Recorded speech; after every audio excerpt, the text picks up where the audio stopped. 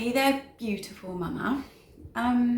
So I wanted to continue on the thread from another video I made about informed consent, because I feel that if you've just watched that in isolation to other videos that I've made, you may be thinking, why is she, making such a point about that? And what is this obstetric violence? And it just sounds like fear-mongering and, it just sounds negative.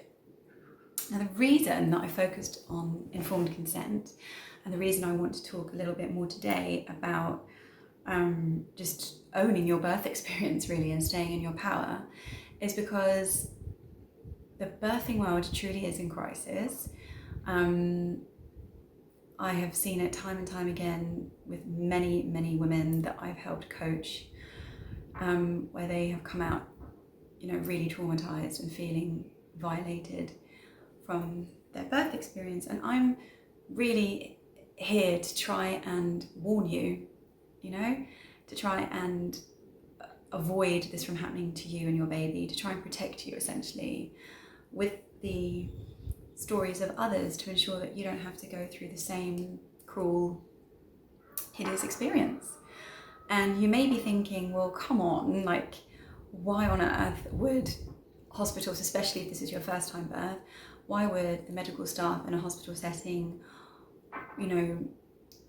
set out to deliberately, intentionally, calculatedly derail my natural birth?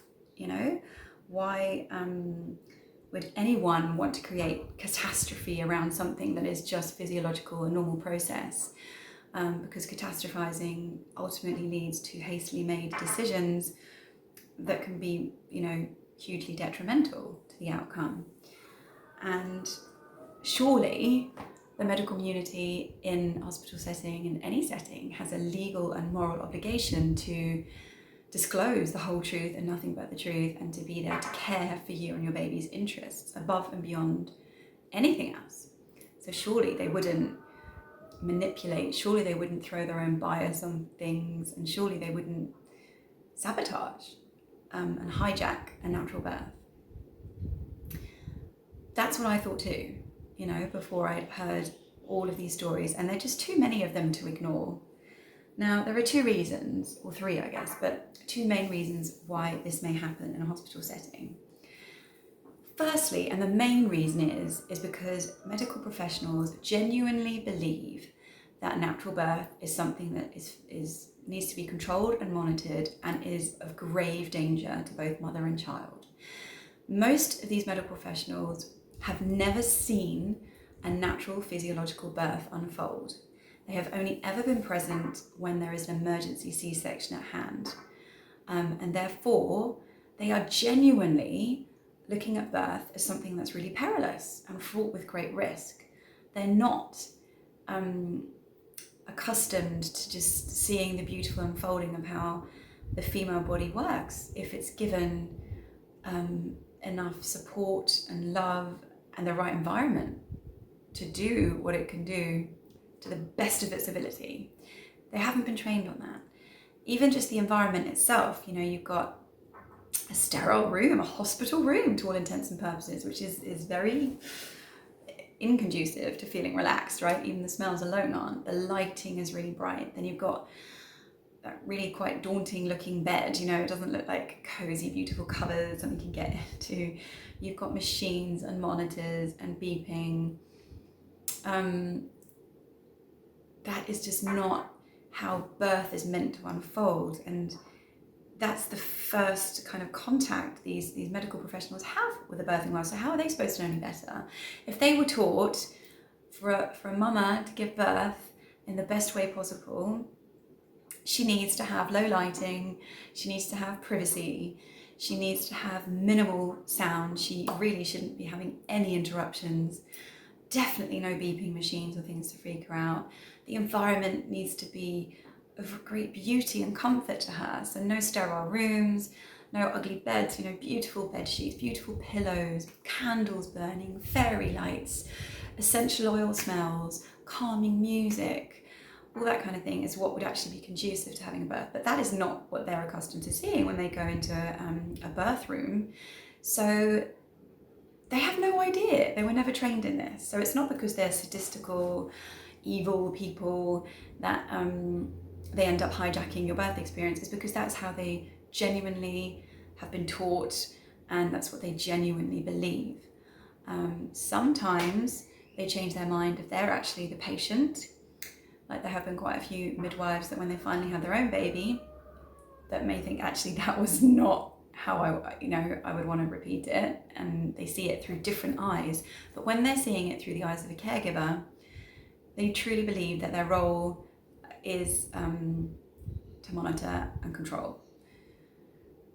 And a lot of the caring is just left to the husband or the doula or the mum. There's very little interaction with speaking to mother, asking her how she really feels, maybe just touching her, asking if she needs a drink or something. That's not what they perceive their role to be as, because that's never how they were taught.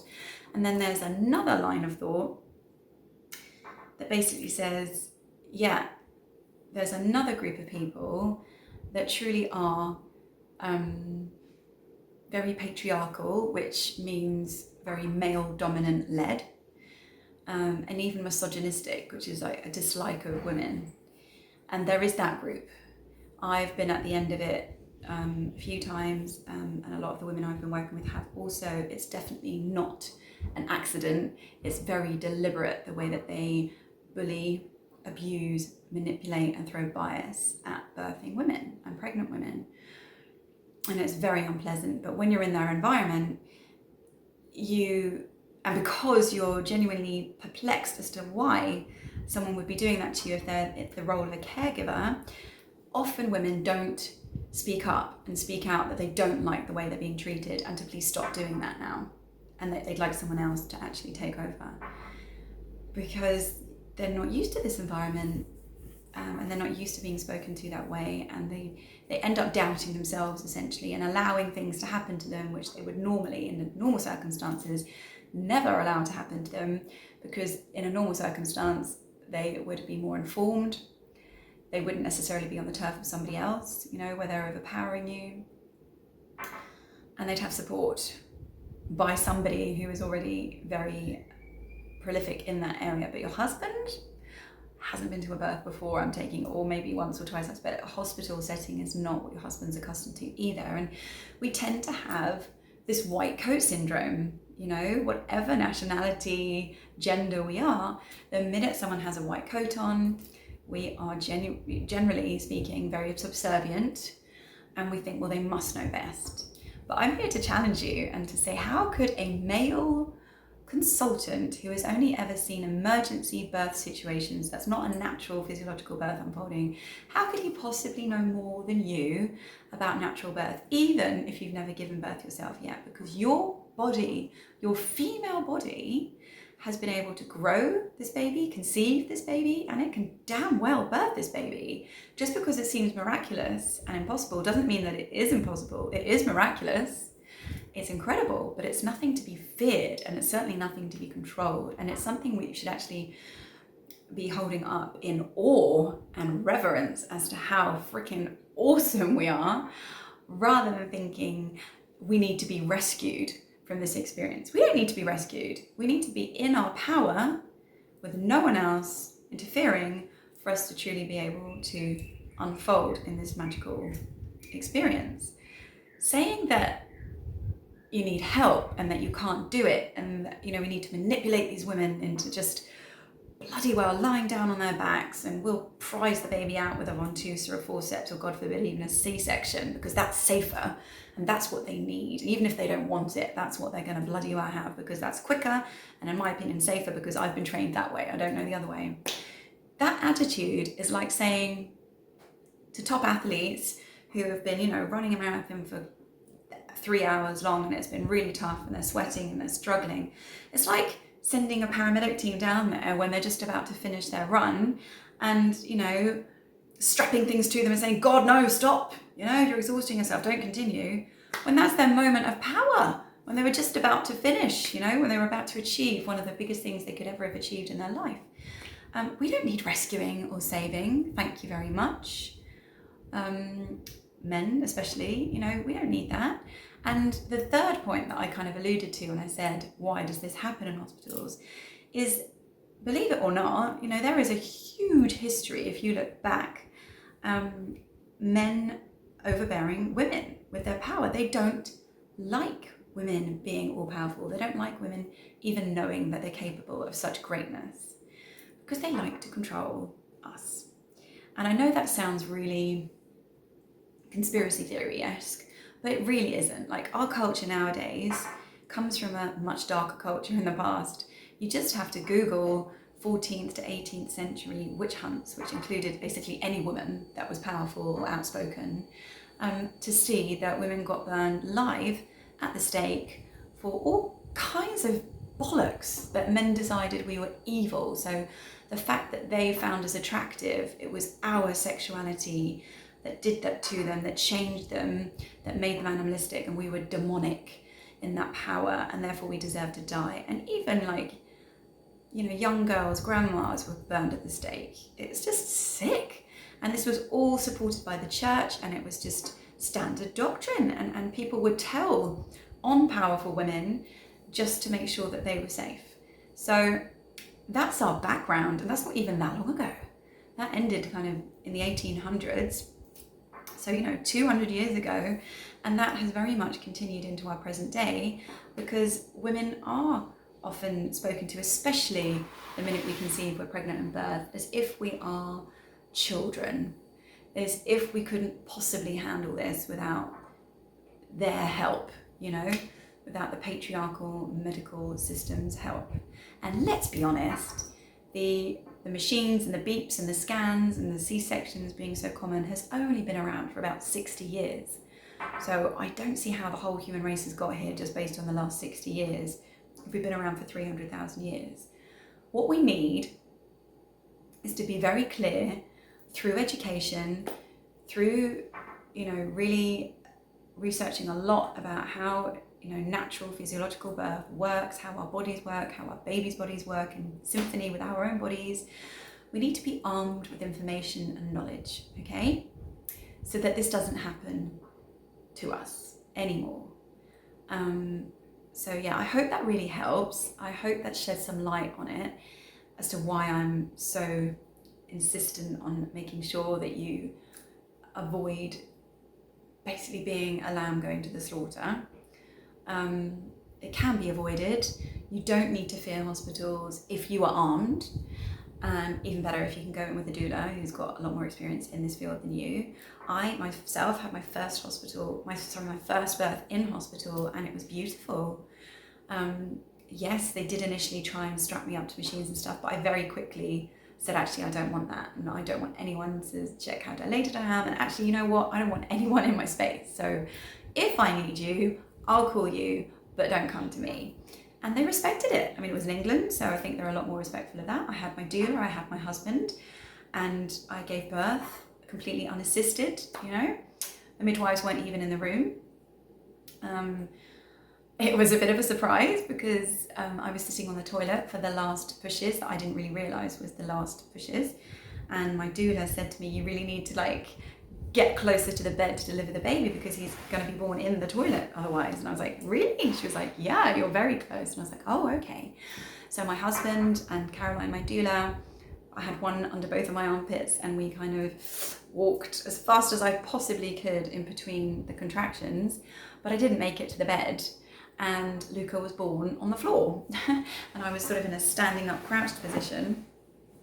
And that's when all the midwives came in, because the umbilical cord split and there was blood everywhere, but he was absolutely fine and started breastfeeding within minutes. Obviously that wasn't the way I pictured having him. I really hoped that my husband would have caught him, and I envisaged a water birth that was all set up in my home, and it was all supposed to be at home. But he loves that story now. He says he was a little bungee jumper, he thinks it's awesome, and it was really wonderful. The only part I would change is the fact that, he fell on the floor, and not that he was damaged in any way, because it was only about that much of a fall, but it was more the mayhem that it caused afterwards, because the midwives were all very worried that they would be sued and blah, blah, blah, blah, and that he's now brain damaged. But I mean, it was absolutely fine. And if you look at most animals in the wild, their babies also fall from a height. Some animals lie down, but a lot of them don't. So it was all good. But what I'm trying to say is that I'm not trying to fearmonger you about hospitals specifically. They can be absolutely fine, as can birthing centres, but you just need to go in making darn sure that they know that you're calling the shots and not them. And most of them will respect that if you come across very confidently.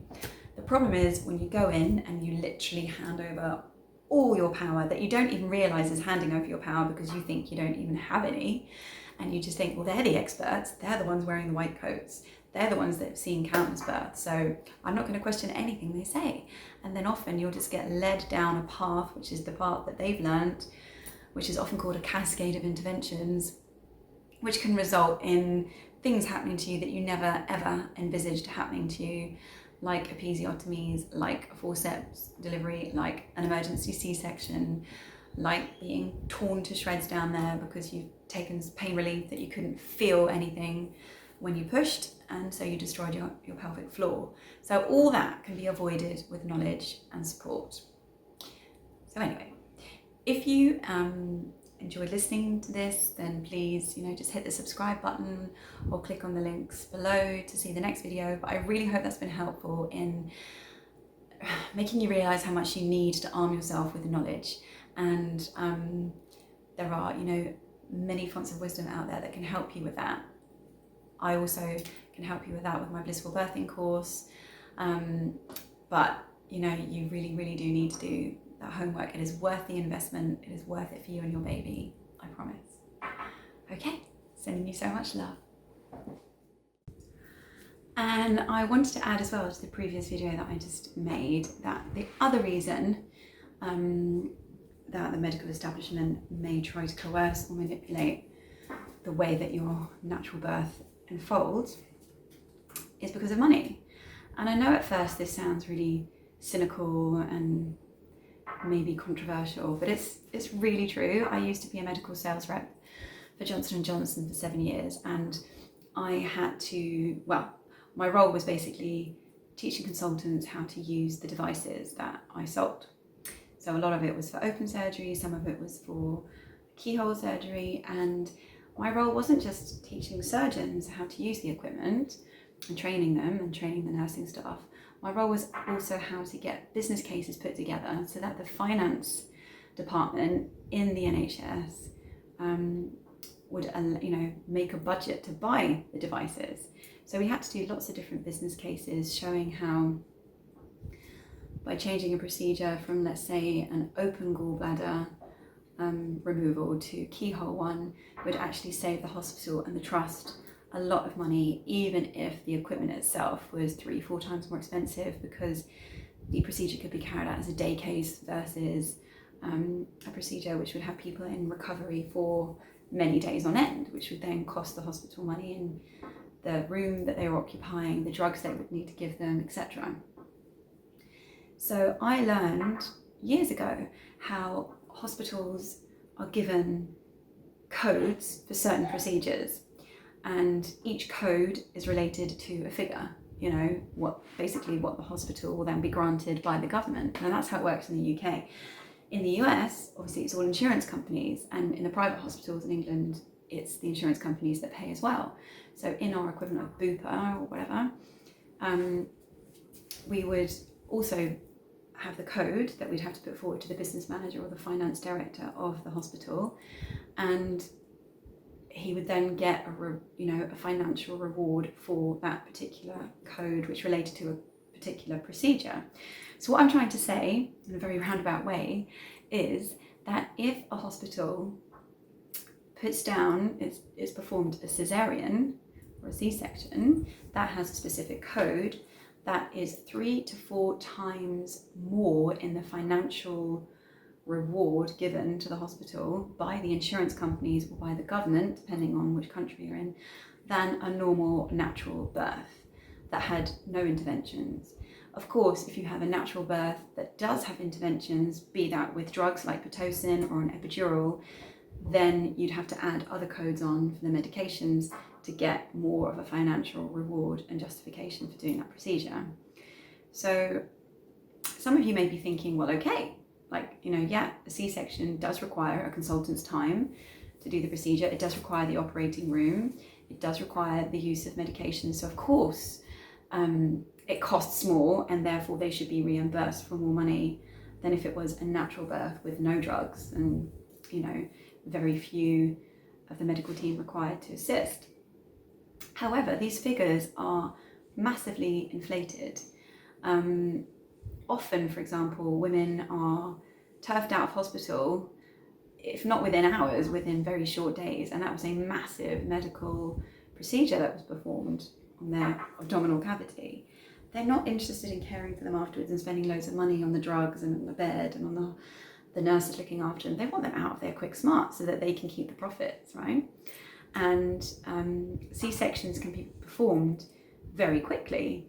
I mean, I was just watching a video the other day that you can see on YouTube as well, where I was observing this young woman giving birth, and within 6 hours of coming into the hospital, having had no signs of labour whatsoever, they managed to extract the baby from her via an emergency C-section, which I strongly believe, you know, was to their financial gain, and meant that they could, you know, free up space for the next woman coming in very quickly. Whereas if you're dealing with a woman labouring in a natural way, it can take days for the baby to come, and that's entirely normal, I might add.